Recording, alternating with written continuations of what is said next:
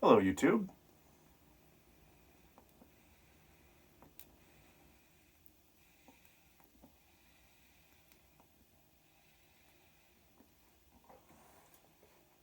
Good to see you again.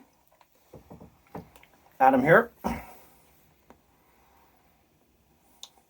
Coming at you from the smoking lounge here at Rust Belt Pipes, the shed in my backyard.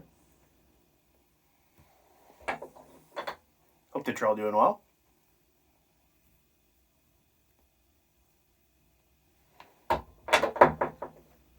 I certainly am. Let me move my chair around a little. I'm tucked in here in the corner with a big heavy sweater and a heavy coat. Got my heater here because it is below freezing here in the shop tonight.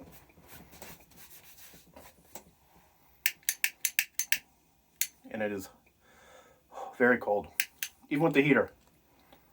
But actually, not too bad. The heater is about a foot and a half away from me. But the lighters don't like it. A little too cold. So match as it is.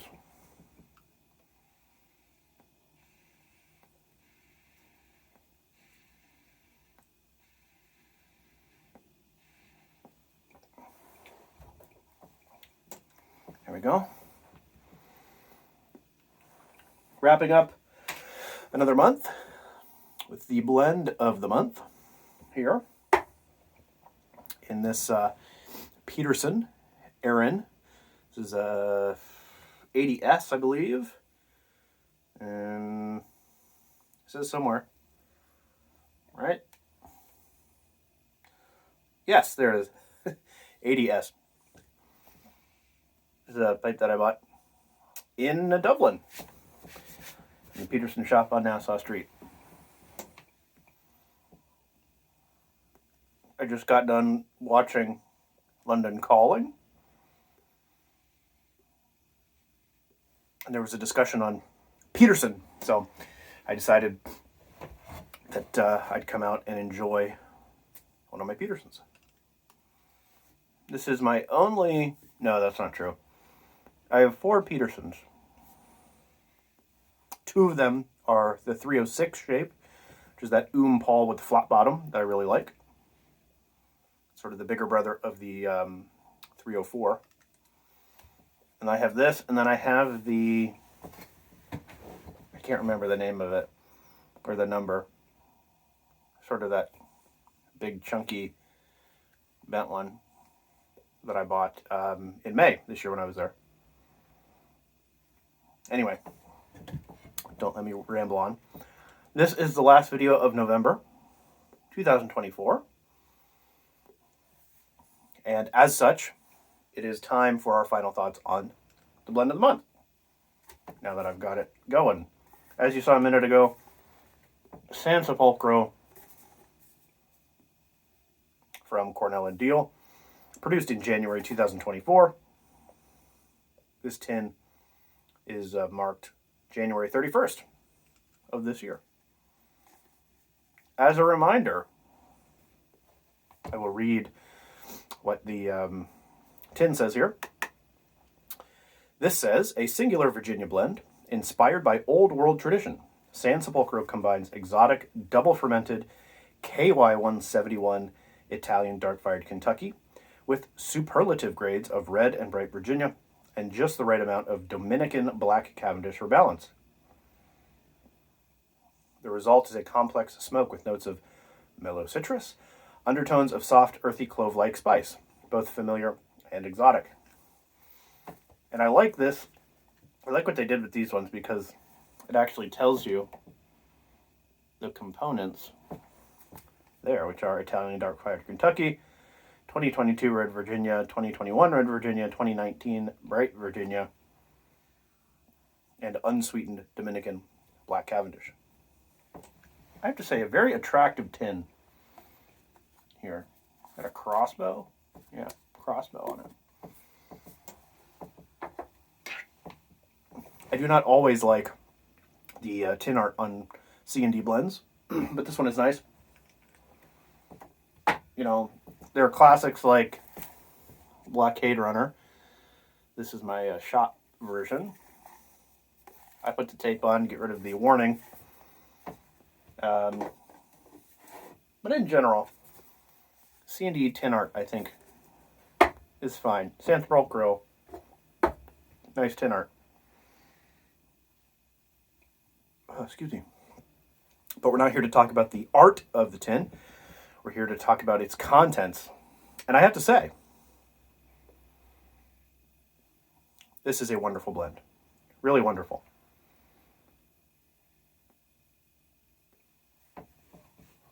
It has that nice sort of hay, grassy sweetness that you expect from Virginias, even young Virginias, which this is, 2-year-old Virginia in here, 2022 and 2021 and 2019. So actually, between 2 and 5 years, depending on which one it is. I love dark fired Kentuckian blends, and I really do like the combination of Virginia and dark fired Kentucky. No Perique, so this is not, there's no spiciness, there's no sort of dark fruit plumminess in this.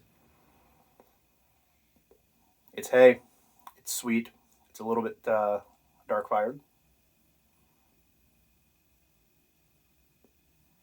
It's a blend that I would consider sort of being in the contemplative smoke category, which someday I'm gonna write out the ways that I describe blends, because we use words, not just me, I suppose, but lots of folks use words like it's very round flavor, it's a high or a low, dark fruit, these sort of things.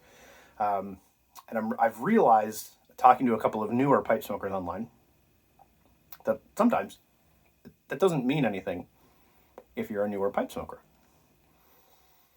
I think a lot of us, we sort of have been smoking for a while, a few years anyway, and we sort of use the words that we hear other people use or that we read online and or in articles and things. But we need to be able to translate that to the everyman, to the average person who may not know. And in truth, I think sometimes we say things and we don't actually know what we're saying. It's just words that people use.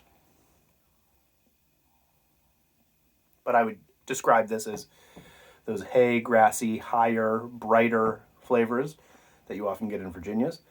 A little bit of that Virginia sweetness. There is that Cavendish mellowness. It's unsweetened, so it's not, it's not sweet. And then it has that dark fired, which I don't describe dark fired as being smoky. When it's mixed in blends, I don't often pick that up. That's more of a Latakia thing, for me anyway. And this is certainly not smoky at all.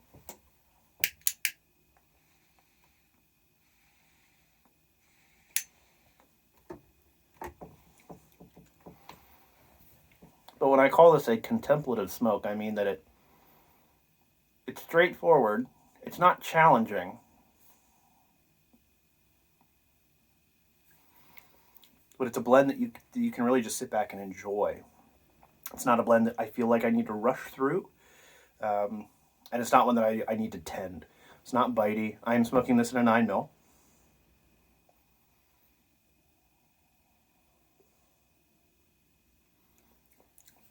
But I would give this somewhere in the 3.5 star range out of 4. It's one that, if it were to become available again, though likely with different components or slightly different components, I probably would pick up a few tins. It's not necessarily one that I would seek out, primarily because Sansepolcro is very, very similar to, in some ways, to Savinelli 140, which, as you know, is one of my favorite blends ever, and one that I have cellared deeply. So should you try it? If you can get your hands on a tin, I would try it. It's worth a try. I wouldn't buy a bunch of tins of it unless you're sure you like it. And if you're sure you like it, resume the chase, as we often do. So there you go. Final thoughts on San Sepolcro.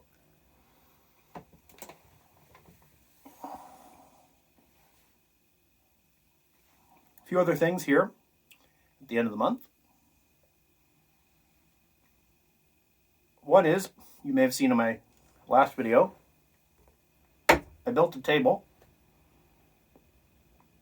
In truth, I built this table to give myself a place to sit and do sanding and things. But it is kind of nice to sit here. I need to figure out how the camera makes sense. I think this is kind of nice. Turn my chair a little bit more next time. But it's quite nice. Let me show you. Recording with my phone again. Or this one. But built this table. It's just a couple 1x10s. Cut off this corner to make it more comfortable. And a couple more, over there, a couple more things of storage. Which you can see, I installed a couple up here on the wall. And here's the old red storage things that used to hang here. I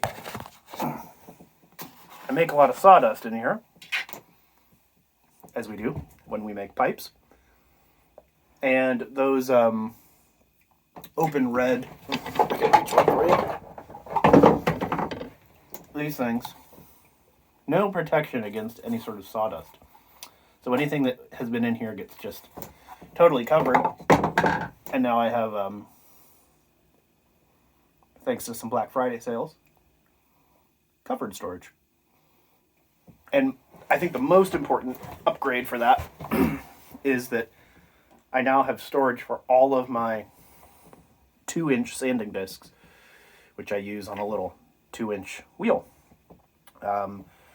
for a little bit of shaping, mostly for walking up the grits with a foam pad backing to reduce the amount of hand sanding that I need to do. Once I get it to there's all the way from 120 to 2000 grit up there. And then I move into the micro mesh little squares, which I cut in half, just so I can really manipulate them. So storage upgrades here in the shop, table upgrade here in the shop. And this is all continuing the road to being able to get the metal lathe, Lord willing, sometime next year. So the bench will look a little bit different. I have 3 pipes in the works, and those will be going up next year, early next year sometime. No more drop of pipes this year. Just not a lot of time with the holidays and work and everything. But next year, for the 1-year anniversary sale, there will be, hopefully, quite a few pipes available, which is nice.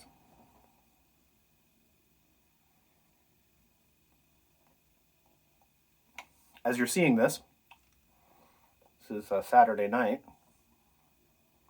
Today was Small Business Saturday, which I don't think is just a thing in the States. I think it's like an internet thing, really. But it's a day when, sort of Black Friday is the crazy big sales. Small Business Saturday is meant for small businesses. And then Cyber Monday is the whole, online shopping double thing. Anyway, all that is to say is that as you're watching this, until end of tomorrow, Sunday, I think December 1st or November 31st, dates, you can use the code that I will have put in the video description to get 40% off on everything on Rust Belt Pipes. Which is a good reminder that there's more than just pipes on the store. There's the Leaf Literature books, which I highly recommend picking up. There is a whole section of accessories, these lighter covers for Bic lighters, these leather sleeves, everything 40% off, and no limit to how much you can buy. So if you're interested, if you're looking for a good deal on something that maybe you've been looking at, check it out. I should say there are also, I believe, 2 more Azura pipes, the last 2 Azura pipes of the most recent bunch, also 40% off. That's the extent of my sales pitch there. It's been a good month. A lot of things going on here in the shop, going on at work, which I don't really talk about work, and good stuff with the PhD, making good progress. A lot of meetings and updates, reading a lot of papers, taking a lot of notes, school stuff. But life is good at the moment. And I have to say, today was even sweeter because my beloved University of Michigan Wolverines took the trek down to Columbus, Ohio, into the heart of darkness, and beat the Ohio State University at their own stadium in front of their own crowd by 3 points. So 4 years in a row, Michigan has won that game, which we call the game. It was pretty nice. I watched it with my father-in-law, and it was a good back and forth. Not a lot of points scored, but it was a good game.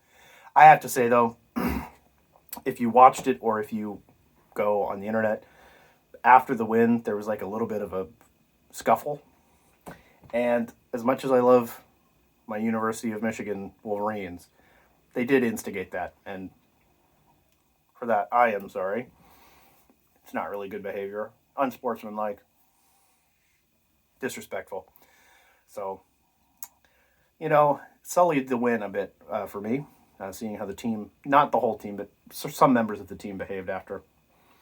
But what are you going to do? It's a big rivalry. There's a lot of emotion. And for a lot of those guys who, it's their senior year, they want to celebrate that win, which I understand. But got to do it respectfully. So, that's it, really, for this video. I hope that you are all doing well, wherever you are in the world. And I hope that as we make the shift into December, somehow, it's near the end of the year, you take time to enjoy some pipes, to spend time with family if you can.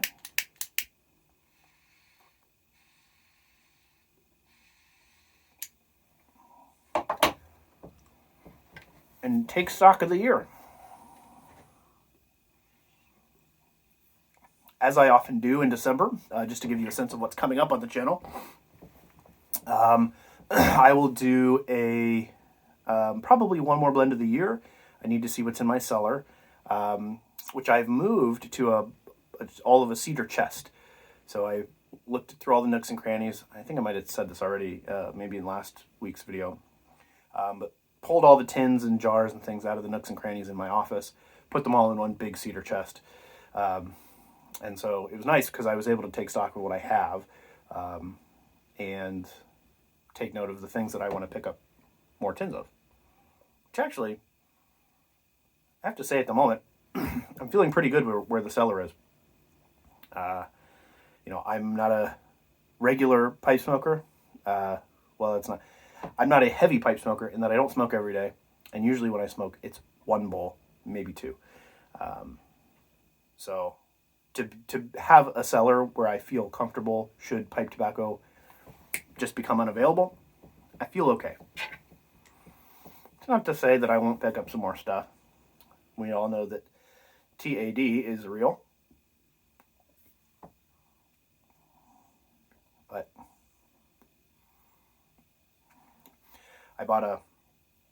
picked up a Christmas gift for myself, a pipe from Simon, and one of his new St. James line, which is the more affordable versions of his pipes. And I'll show that off end of the year, around Christmas time.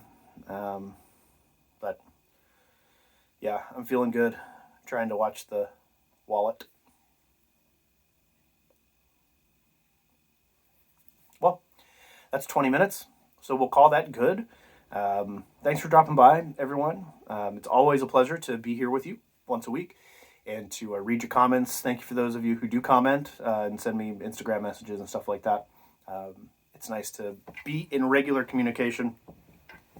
You know, I'm not really on any text groups or Discords or any of that stuff. So my main point of interaction with the pipe community is through these videos and the comments. It's always nice to hear from you. All right, well, I'm going to finish up the last bit of this pipe and head inside and maybe watch a Christmas movie. Hope that you're all doing well, and I will see you in December on the next video. Bye, guys.